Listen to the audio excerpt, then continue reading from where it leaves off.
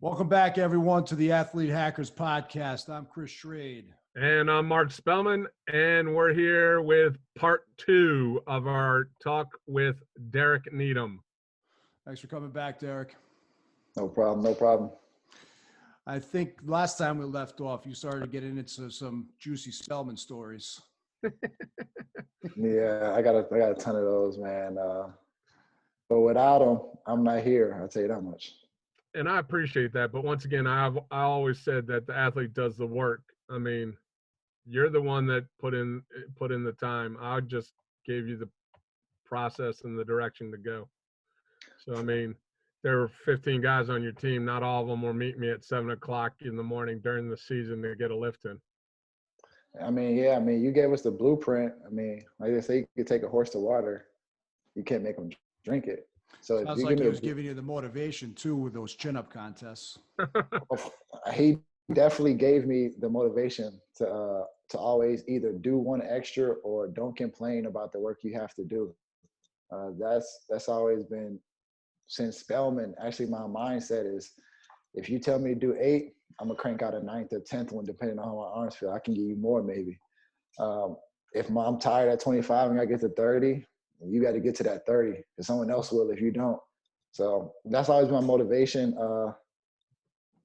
For the kids, it doesn't always lead to championships, because I didn't win a championship in college. But if you keep that process up, I won a lot of championships in Europe. So, I mean, it doesn't, that's the thing too. It doesn't always lead to instant success. And we're in a weird time now where everything is instant.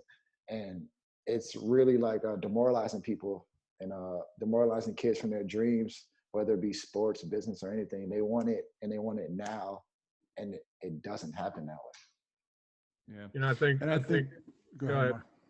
Well, I think the thing with when it comes to workouts and, you know, expecting that this is going to get you a championship, that's the wrong mindset. Like that's just a prerequisite to be able to bang and compete with the people that are also trying to win against you. You know, so if the kids are out there thinking that that's going to happen, you know, I do this and this is going to get me a championship, there's a lot more to do. That's just one little piece of the puzzle. For sure, there's not a blueprint to win a championship. They can show you what to do, but they can't show you instantly how to win a championship. There's so many variables that go into winning a championship, like injuries, the type of team you have, the timing of the injury. Like, so there's no instant, I do this, I win championship. But a lot of guys see the end result and they don't understand the years that it took for someone to hold that championship up. Yeah. Well, it's one of the things that we really have been hammering with the podcast is the process and embracing it, and you know, not looking at the end result so much, but looking at what it takes to get there and the steps that you need to take to get there. Now, with that being said, let's dive a little more into your junior and senior year. I mean, you can still touch on your freshman and sophomore year, but I think junior, senior year was kind of when you had more of an epiphany about where you wanted to take your basketball career. I mean, you might have had those goals as a freshman to play professionally, but I think you really started seeing some payoff your junior, senior year. So, you know, freshman year you come in, you got Sean Crawford and a couple other people that are up for the starting point guard position. You got a new coach, Coach Cooley, who's now at Providence, running the ship, and take it from there, Mr. Needham. Actually, my freshman year, my sophomore year, my junior year, I had no clue about European basketball. I didn't know it existed. I didn't know anyone who played it. It wasn't until my senior year, when Rakim Sanders went to Israel to play basketball, that I knew there was something outside the NBA that you could make money playing basketball. So growing up, I never met a professional basketball player that wasn't in the NBA. So there were no guys like, yeah, I just came back from Turkey or anything like that. So to me, it was NBA or go work a job, get a job after college. There There That's was it's the nothing same like thing that. with me. When I graduated 2000, maybe you graduated 2013, so somewhere 13. around there. So Hmm. 13 years before that, it was the same thing. It was the NBA, or that was it. Yeah. So like even one of the guys, I'm sorry, I can't remember his name, but he came back and I think he played for the Boston Celtics and he came back from Fairfield. So I'm like, all right, NBA. Like there was no come back. I was in Europe. So I'm like, all right, cool. So my junior year, probably the best team that was ever at Fairfield, I would say. We had 5 people go play European professional basketball. I was on that team. We were loaded. We Who was the just 5 lost. again? Rakim Sanders, Ryan Olander, Sean Crawford, Maurice Barrow, and me. We all went to go play in Europe, play basketball. You and Crawford were the starting backcourt? My junior year, Yeah. me and Colin were the starting backcourt. Okay. So Sean Crawford, hey, by then he had accepted his role back at point guard. He was good. We were friends. Everyone hung out. There was no beef in there. So we were rolling. The most talent I've probably ever had in college by far. We had just got Desmond Wade in from University of Houston. Yep. Rakim was now eligible to play from Boston College. So we were rolling. It didn't matter that we switched coaches because system didn't matter. We were so talented, we didn't need to run a system. So Princeton offense didn't matter. We didn't need it. Go run, go shoot, go grab a rebound. End of the season comes against Iona right before the MAC tournament. I make a move. I roll my ankle. I don't care. I try to jump off of it. So I cracked the 5th metatarsal in my left foot. And in the moment, you don't know it's broken. You're thinking, all right, I roll my ankle. Mark Ayotte, take me up. Let's go back out there. He take me up. I'll go to step down, collapse. I'm like, man, this is weird. I never collapsed on a rolled ankle before. I don't know what's going on. Get the x-ray after the game. You broke your foot. They cracked it in 2 different places. You need to get a screw surgery. Heartbroken because, of course, we had the most talent ever. We hold our heads up. We get to the MAC tournament. We're rolling. Colin Nickerson plays an amazing game against Iona, who were the favorites. We knocked them off. So we into the championship game after our first 2 games. So I'm thinking, we in the championship game, it's over. We're going to win this. Like, we beat the best team, who they thought were the best team was Iona. It's our trophy. I still to this day cannot tell you how we scored 42 points in the championship game. And Loyola, Maryland scored 46, and we lost. That had to be the most helpless time as a basketball player that I ever experienced, because I'm in a boot and we lose the game by 4 points, and I know I can give you more than 4 points. Like, I know I've got some theories on why you lost. I got some theories on why we lost. Give us one. He's no longer the coach at Fairfield.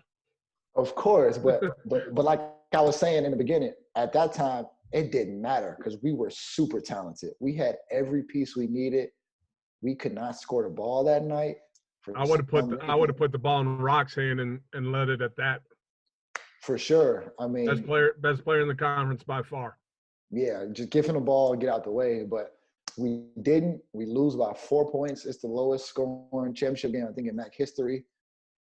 And for the second time in my college career, I walk off the floor and don't have the trophy. So I lost my freshman year in overtime to Siena, which was the dynasty at the time. We lose in overtime. At Siena, losing overtime because we turned the ball over twice at the end of the game to let them tie it up. And then we lose by 4, and I'm sitting helpless my junior year. Sophomore year, I think we lost to St. Peter's, who won the tournament. Yeah. So every team we lost to NCAA tournament, which is unbelievable. But so that's all I would say. Like, it doesn't always, and I was still working hard, everything, but it just doesn't always lead to championships. Something can happen. So I go into the summertime. I believe I get to April. That boot comes off. Spellman, for the first time ever, is telling me, Derek, relax. No, you can't run on a treadmill. no, you cannot go upstairs and shoot. Relax. I'm like, Spellman, no, listen, I haven't been on the court. I haven't ran. I haven't tripped. No, I think I need to do some squats or something. Let me get, no. So this is the first time my life Spellman ever told me take it easy. Well, And I'm revved up now. but I think that's what people need to understand, especially at the collegiate level. I mean, there are people around you that have your best interests at heart. You know, sure. I knew when I could hit the gas pedal on you, and I knew when I had to pull the reins on you, because I knew how upset you were because I sat next to you that whole frickin' tournament, in the boot, and I had to wear a frickin' suit. So it was, you know, I knew how upset you were about not being able to be on the court and losing that tournament by 4 points. But at the same point, when the boot came off, there were steps that we needed to take to ensure that you had a successful and productive senior year. Yeah, I mean, for sure. That's what you've been pushing me for 3 years, and you tell me to pull it back. I can tell you care, even though I'm like, nah, let's do this now. But I could tell you care, and you wanted to make sure it didn't happen again. Like we didn't ruin another year, because I didn't want a red shirt for sure. I wanted to get in, get out. But he pulled me back. He walked me through the process. He let me walk on the treadmill so slow that I almost fell asleep. I'm like, please, just let's crank it up a little bit. But going into that summer was really like almost a revenge for me, where I just wanted to get out there and prove people like I didn't lose it. I'm still the same me. We lost a lot of our talent. A lot of our guys were seniors that junior year. So we lost Rakim. We lost, I think we lost Desmond. I think we lost Sean Crawford had left. Keith Matthews transferred. Because at this time, I started understanding the business aspect of college basketball. Seriously. Before it was just basketball. Cooley never, he showed me the business side sometimes. He's like, yo, Boston College offered me this amount, I'm leaving. Cool, we didn't leave. All right. That was after my freshman year. My sophomore year, Providence offered me this amount of money, I'm leaving. We came back, they doubled it. See you later, Cooley. All right, cool. But now Sidney Johnson comes in from Princeton off the tournament, and he kind of he tried to navigate us, but he understood that still was Cooley's core my junior year. So it was kind of hard to not tell us what to do, but to kind of build his system with all of Cooley's players and all Cooley's recruits. So he looked good that year. We wound up not winning the championship. Going into my senior year, you want to bring your guys in. You want to make your changes. So he started making a lot of his changes, and Cooley's aura, Cooley's foundation was slowly deteriorating my senior year. A lot of guys were gone. We struggled a lot. We struggled a lot my senior year. We fought. We had a lot of rookies. We had a lot of guys who didn't quite understand or have that swag that Cooley gave us. Because Cooley really put like, we're Fairfield, this kind of like preppy uptown, rich kind of area. But we coming out on the court, we coming to destroy people. We coming with that type of swag, and you usually take your coach's swag to the games. However your coach is, you kind of mirror that on the court. So we didn't really have that my senior year. It was too much of a mix between Sydney's guys and Cooley's guys trying to pull everybody along to what it used to be, to how we used to win a lot of games. So senior year, it was okay. It wasn't that good. I recovered fully. Had a great time. Didn't get to the championship. Met your wife. Met my wife. I better say that louder. Met my wife. But it was a fun time. A weight room romance. Yeah, I had to get her right my senior year. But it was good, and that's when I really learned about European basketball, because Rakim was overseas, and I would call him like, man, how is it over there? What's going on? What do I need to look for? What do I need to worry about? Because when he first told me about European basketball, I started asking around it. And the first thing guys told me was like, man, be careful. They're cutting guys like crazy in Europe. They send you home after the 4 months in December is the transfer window. Usually guys are out of there. Like, they're cutting people like crazy. Right in the middle of the season? Yeah. So every December is a transfer window in Europe where You can bring in new guys or you can cut some old guys. It's basically the time where you see how your team is doing. It's like the halfway point of the season. And so are there Like contracts involved? You guys Yeah, have contracts? yeah. So they can waive you and you'll get like severance pay. So they'll pay you like an additional 3 months, but they won't pay you your full salary. But so that's what I'm hearing. And the best thing I learned was Rakim told me, he's like, for point guards, you need to only learn pick and rolls, how to play it and how to defend it. He said, once you learn that, you'll be good. Don't worry about scoring. He said, you can score 10 points, 8 points, 4 assists, and they will love you. He said, but you need to know how to guard and play pick and roll. So my senior year, that was my main thing of just learning that. And that was my introduction to European basketball, really. And so take us through the recruiting practice or the recruiting for professional basketball in Europe. What's it look like? You finish your senior year, you start going right into camps, or was that in the summer? How did that all play out? So after your senior year, they have this big senior tournament called Portsmouth, where they take like the top seniors in college. I didn't make it. I was like on the fence of getting the invitation. I didn't get it. So usually after that, that's where most of the agents are to see about NBA or European basketball. So I didn't make that. So I got a couple agents to contact me after the season to let me know, like, we can take you here or there. Like, for me, that was my first time like dealing with agents. And for me, agents to me are liars. Like, I don't, You felt anything they slimy tell and me, I'm disgusting usually, the minute they opened their mouth? yeah, for sure. I'm like, you're lying to me. Like, you're going to tell me what I want to hear just so I can sign that paper. And then you're going to probably forget about me as soon as I sign that paper. You're going to just throw me somewhere and who cares? Do you feel that there's any similarities between college assistant coaches and agents? Yes. But agents are much better at their job of persuading you than a college assistant coach is. But you know what I'm saying is, like, during the recruiting process to go to a college, you might be dealing with an assistant coach. Like in your case, you're dealing with Coach Simon, but he's not the head coach. Coach Cooley had to sign off on you. For sure.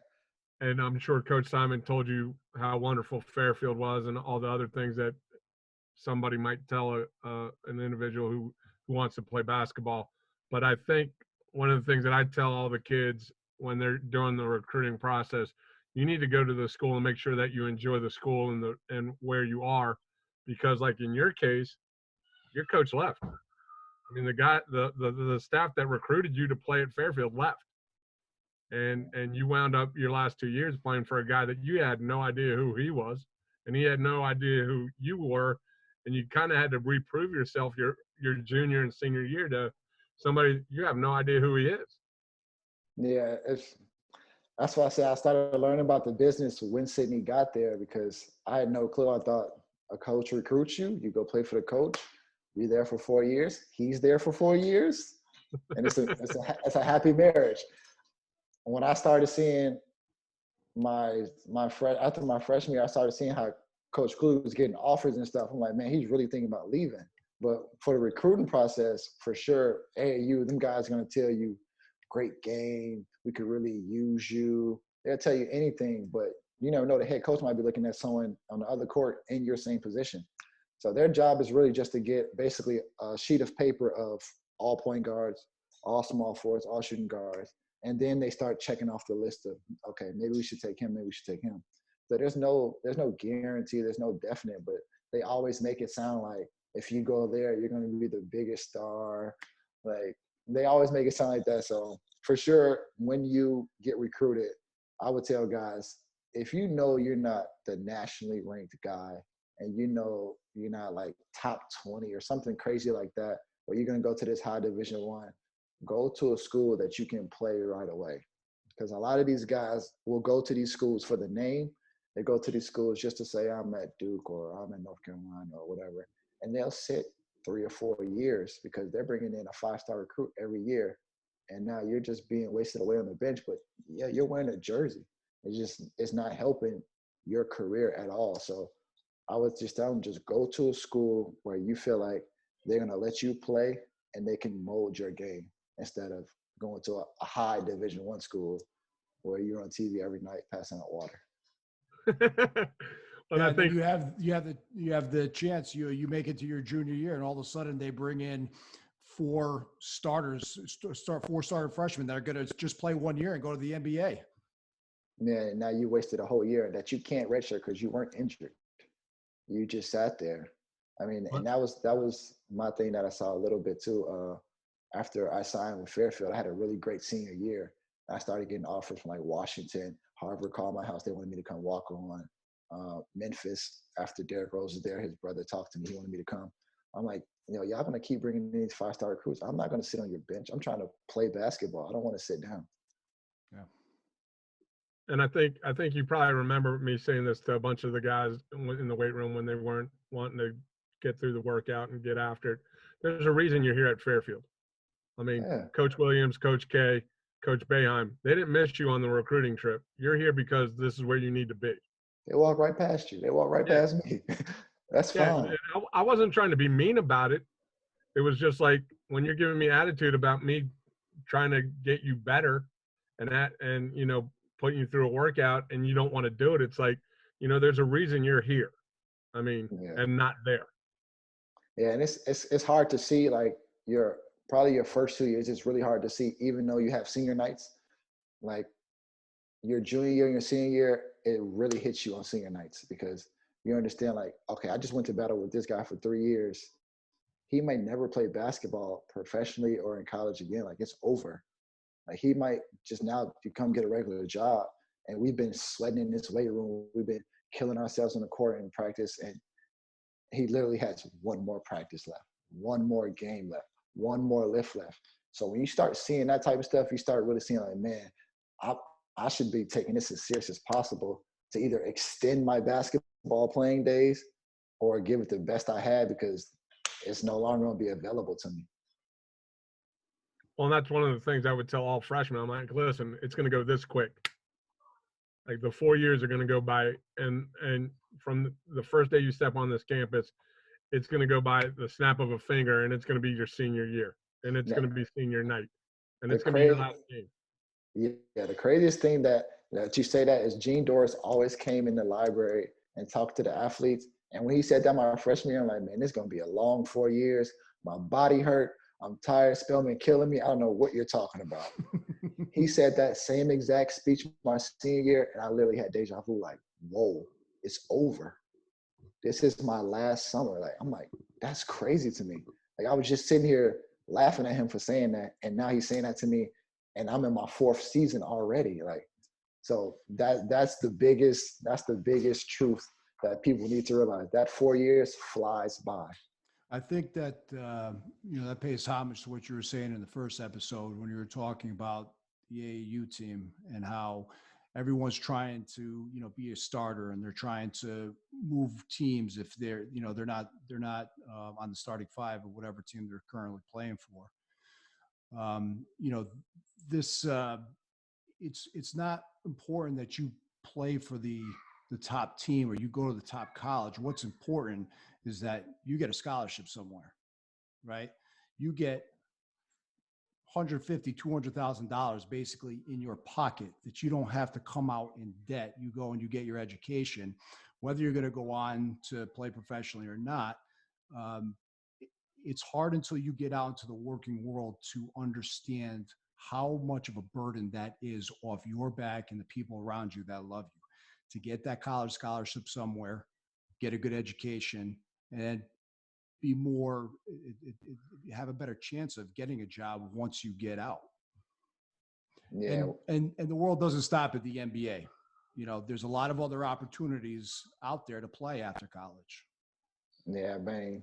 I think now because we have social media and all this stuff, when I was in college, Instagram started my end of my sophomore year, but it was only for iPhone.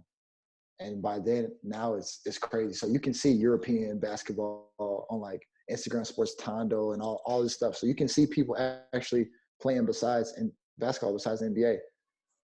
But the scholarship part, man, I didn't realize how expensive Fairfield was until I think Spellman told me, like, we were complaining or something in the weight room. He's like, $50,000 a year. I'm like, what? I'm like, excuse me? I'm like, they paying how much? I'm like, man, that's crazy. And I started looking up, like, when he said it, I started looking up, like, other schools, like University of Illinois, 20,000. The other place, 15,000, 10,000. I'm like, this school is $50,000 a year, and it went up every single year, tuition. Oh yeah, and I think it was usually you guys complaining about having to do something, and I would remind you that your full scholarship was more than my salary. Yeah. Those would be those exact words. And you only had to work 20 hours a week.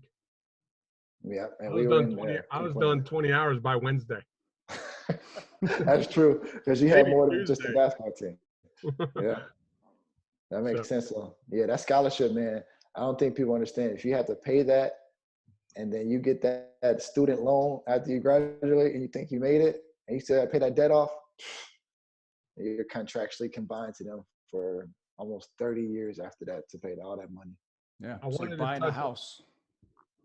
Yeah, you probably paid for that house nicely without any student debt. Yeah, exactly. Man, I walked away from Fairfield a free man. I mean, that's a blessing. I don't think kids understand how powerful that scholarship is.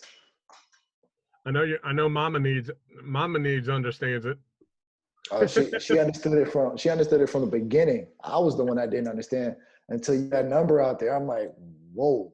She never told me, like, yeah, you get a scholarship $50,000 a semester. Like, what are you doing? Like, you need to be out here taking it serious. Until I heard that number, I'm like, man, you can't mess this up. And I think, and I hopefully you remember this. I think it was your sophomore, might have been your junior summer. We were coming down after having a meeting before the summer started, and I was like, listen, Derek, you're going to win all the races and you're going to win all the competitions. But you need to understand that I'm going to yell at you because I know you could give me more. And the team needs to understand that if I'm expecting a higher level from the hardest working and best player on the team, that the other guys have to follow suit, and I think everybody's seen it now, with the episodes last night with Michael Jordan and The Last Dance. Your expectations and his expectations of being the best that you can be were there to ensure that the team won championships or became the best that they could be. One of the things that I'm most proud of is to see the kind of father and husband that you are, and how well you are with Michelle and your children. For me, that's how I win, because I like to think that I had a little bit to do with that, to help you become the man and the husband and the father that you are. But also, I couldn't be prouder or happier for your basketball career. But as we know, and we've touched on that, at some point that's going to come to an end. And you being a husband and father, that's not going to end. So, I talk a little bit about that, like how the training and everything not only helped you with your basketball, but how you take that from on court to your everyday life. Your training built this. Like, it's seriously, it gave me the foundation and the discipline and the hard work to understand that in a time of pandemic like this now, I don't have to panic. Like, I can relax and be with them because I've put in so much work that I've made us comfortable. So from you yelling at me and telling me, yo, I'm coming down on you, you're going to get the brunt of all of this yelling. Okay, that's cool. Because you yell at me and I don't say nothing, he got to take it. The next guy got to take it. He can't say a word. And nothing you can say because I'm taking it. You better take it. So that example in leadership came from you, where I knew, all right, it may not fully be directed toward me, but they can hear it and they can understand it. Even though you're not yelling at them, they understand, oh, he can come my way the same type of way. And if he's yelling at the best player who's not slacking, who's trying to give it his all, I'm definitely going to get yelled at the same way. So you laying that discipline and foundation, I just took that with me as soon as I left college, because I don't work out with personal strength coaches and basketball trainers. I take my same discipline I have from college that you built, and I bring it with me overseas, and that's built my life. It's why people tell me, "Oh, Derek, you self-discipline yourself. Like, we don't need to be on you in the weight room. We don't have to check how many reps you did. I'm pretty sure you did more than what we asked you to do."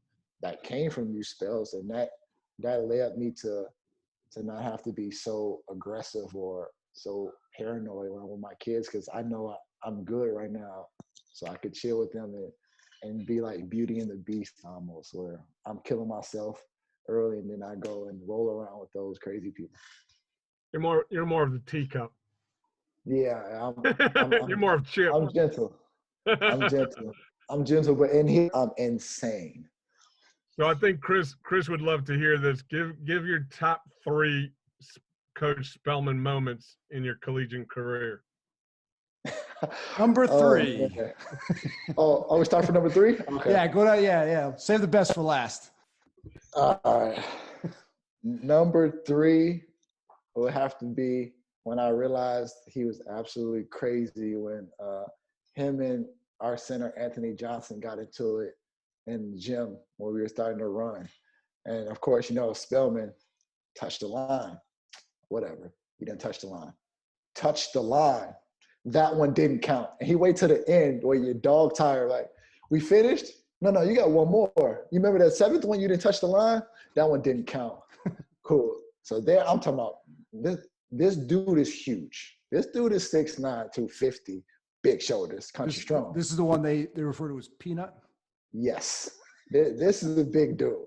I'm like, Spellman, I don't think this is the right fight you should pick with this guy. He's mad. He's tired. So I'm like, I don't care. They touch that line. And if they don't touch the line, you guys run again. So they getting into it. Peanut's angry. Like, they almost ready to fight. I'm like, Spellman is not backing down. like me, I'd be like, you know what? You ran 10. It's over. Good job for today. So I'm like, nah. Thank you. Y'all got another one. Yeah, you got another one. You didn't touch that line. That's the time when you didn't die for that dead ball. That's the time when you didn't get back on that turnover where you could have got a block shot. That's the time you're not holding up that championship. So I'm like, all right, this is serious. This dude, he is not playing. And now I understand. You don't back down from the biggest dude in the room. Now who else is going to challenge you? Nobody. I think everybody, I believe if you check that whole team, everybody sided with me too. Yeah, of everybody. Course. Like, but we're not going to say nothing to that big dude. He might take our head off. We sitting there like, man, okay. So that's when I knew Spellman was literally insane. And the second time, I'm like, all right, you know what? This dude's a different level. It's every time we did the pull-ups, like I told you, we would get to our number. No, I think you guys got 5 more. Huh? I'm talking about arms like you can't lift them, nothing. Nah, I think you guys could do more. So he'll send like the guy who did the most to go back up there, crank them out until you can't go no more. I'm like, what do you mean till you can't? What's our number? See, we don't know until you can't go anymore. So we doing pull-ups and like slipping off the bar, trying to regrip our hands. We're trying to get to the top. So I'm like, don't worry, I'll grab your feet. You got some more in you. So now you're doing 5 extra on top of the extra with Spellman holding your feet, but gently guiding you, but not trying to guide you up to the top. So you're really doing it on your own. Like, you don't even have to hold my legs at this point. Just let me die up here, please. With hands like his, they're probably extra weight on your legs. Yeah, he just like try to hold your feet like, come on, come on. I'm like, come on. All right. And then for me, like the most insane time is the only time I ever threw up during a workout.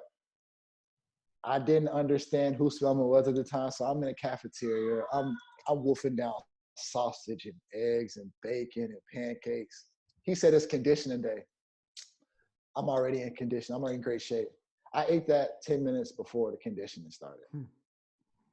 I walked out to that turf. We started doing relay 100-yard sprints.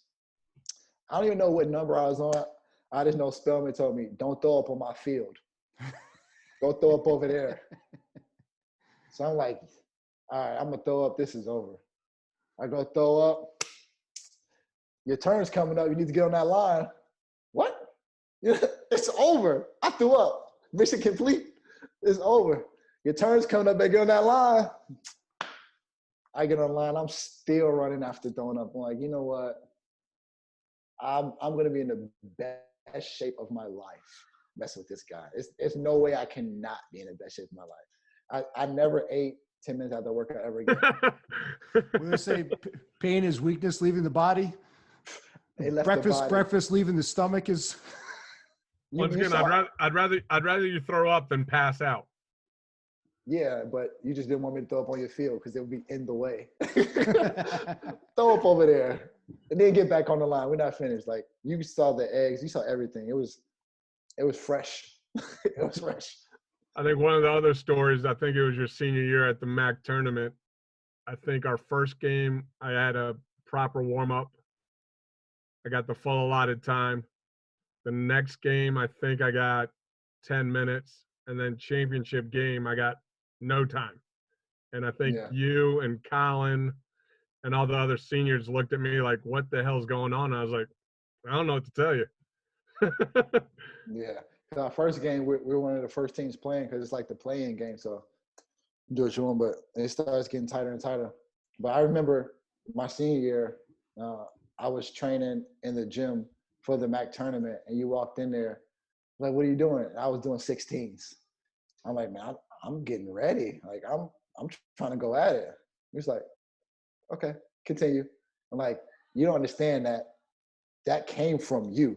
Like, I was sitting in my dorm room like, I'm ready for this MAC tournament. No, you're not ready. Let's go get in this room. Let's make sure we're in the best shape, best conditioning. So no matter 40 minutes overtime, you can play this game because this is your last time, your last MAC tournament. So I literally gave that my all. And Spellman just walked in like you programmed it like I was your robot. Like, yep, it's instilled in him. Well, he got it. I mean, yeah, that's when I can walk away and be like, he's good. You know? You're like, okay, continue. I'm like, he understands. I mean, I think your senior year, we wound up having our own schedule because the head coach would wind up canceling lifts weeks at a time. Yeah. Or giving me 10 minutes to lift a team before or after. And you always, I remember your senior year, there was a game that we lost at home. I was like, what are you going to do? You're like, I'm going back to the gym. I got 200 shots that I got to make because we lost. I was like, what? I was like, all right. And then I think after that, he's like, when are you going to be in tomorrow? I was like, I'll be in at 6. He's like, all right, I'll see you there. Because you wanted to get a lift in. So I got to watch the MMA wrestling matches. A big Chris mauling me. Yeah, but that's how it had to be because I was so used to winning and so used to working hard that if you weren't winning, work harder. I mean, there's no other option.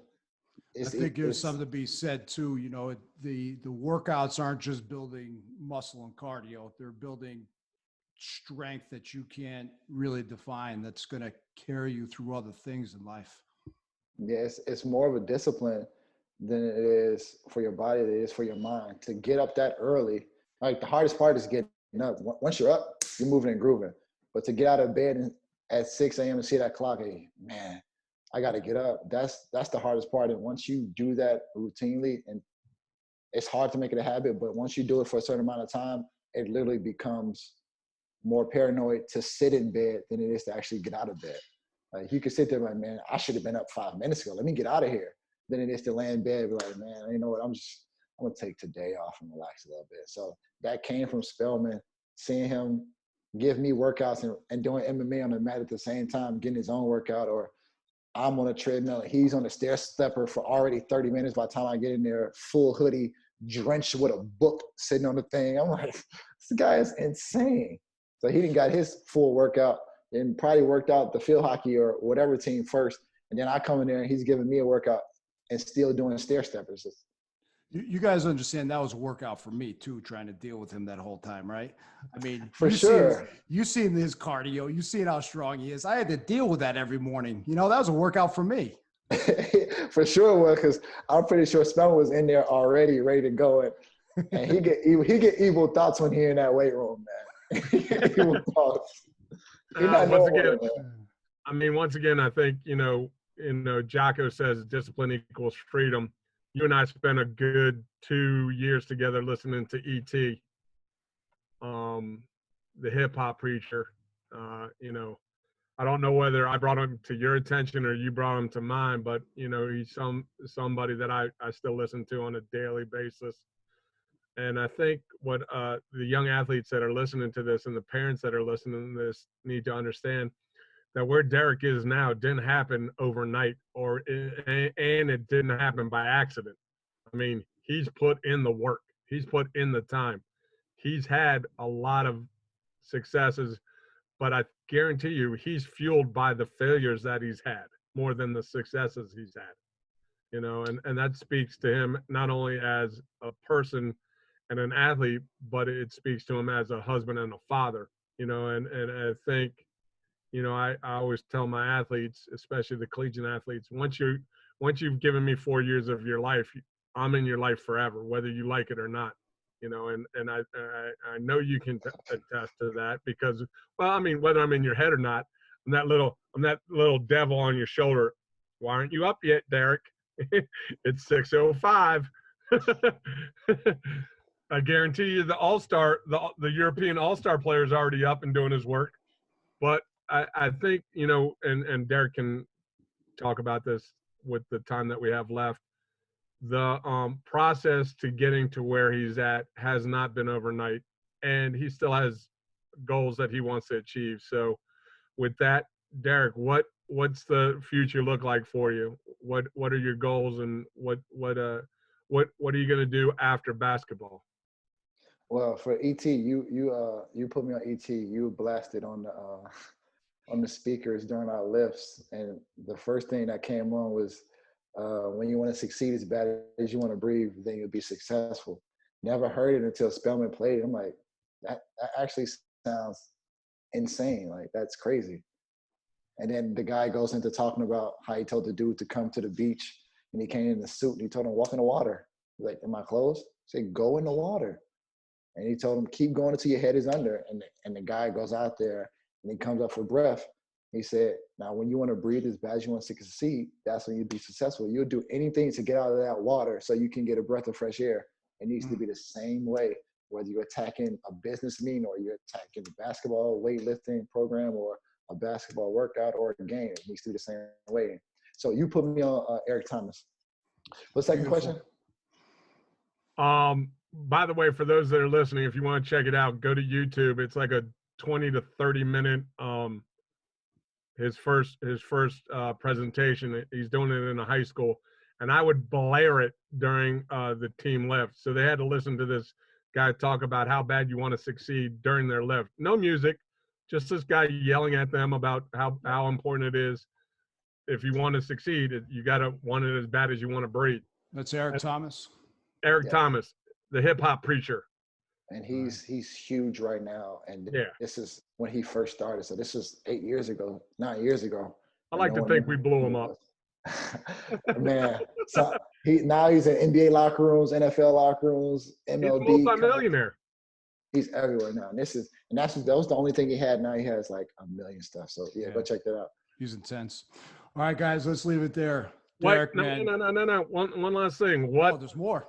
Yeah, what are your goals?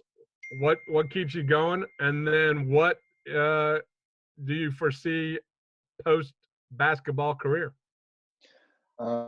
Goals right now, I'm only 29, so I see the light at the end of the tunnel, but I'm like, that tunnel's kind of far away. So I try to right now just keep the body as strong as possible, but just keep winning championships for right now. That's my near goal. My far goal, I've been talking to Sean Crawford, and we want to take over Fairfield. We want to get Fairfield back to where it was. So we're looking at ways to infiltrate and actually get back into basketball in Fairfield. So if I don't do that right away, I do want to do some type of coaching, or I don't like training, but I do want kids to understand basketball training, because I feel like it's so saturated with bad basketball trainers, and these parents are throwing their money away to people who, the drills I'm seeing are ridiculous. Like They don't carry over to the court. It's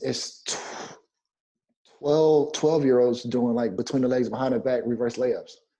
You're never getting away with that in basketball games. It's 2 dribbles and pass the basketball, 3 dribbles, get off the ball. The people who do that at basketball games don't practice it. The creation process comes from just doing the basics. Fundamentals turn into instinct on the court. Yep. There's not, I'm going to do this in the game. It doesn't. But also remember what Rakim told you. What'd you need to learn? Pick and roll, how to guard it and how to play it. That was it. And the pick and roll is pretty much the first play you learn in basketball. Yeah. But now everyone is teaching isolations, and it's driving me crazy. So that's kind of becoming my itch. But I do want to take over Fairfield's program eventually. Head coach, Sean, assistant coach, my guy back in the gym, and we really want to turn it right back up where it was, because those days were literally golden. And anytime I see someone from the East Coast and I tell them I went to Fairfield, the first thing they mention is that sophomore to senior year, that slot of Fairfield basketball. So hopefully I can get into that. Awesome. That'd be awesome, brother. Well, Derek, thanks for coming on today. You're a great role model. I hope some of these kids take what you've said here today and, turn it into their own thing.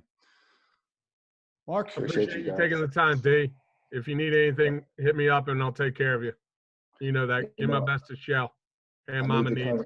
Come your way after this pandemic. Get back in the gym. Get crazy. Come back on the show too. For sure. Anytime you guys need me. Awesome. Well, thanks, man. Everyone, turn in next time. Athlete Hackers Podcast. I'm Chris Schrade. I'm Mark Spellman. And be safe, be kind. All my best. God bless. See ya. Peace.